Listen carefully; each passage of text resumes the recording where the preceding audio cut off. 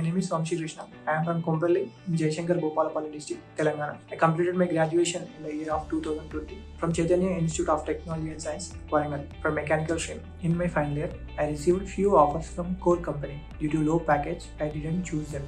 Then, because of Corona situation, there were only few companies showed interest in recruiting students from online. At that time, one of my friends suggested me to join CCBP 4.0. After watching demo, I got a confidence that I can do learn IT skills and crack a job. So I joined CCBP 4.0. Coming to CCBP, the platform is very user friendly and we can easily habituate to it. Code practices, discussion support, and code playground made me enthusiastic to learn more. Assignments boosted my confidence in learning. I have done some of the projects with the learnings which added weight to my resume. The placement support is very good with resume building sessions and mock interviews which helped me to perform well in main interviews. Finally, thanks to my parents and CCBP 4.0 team.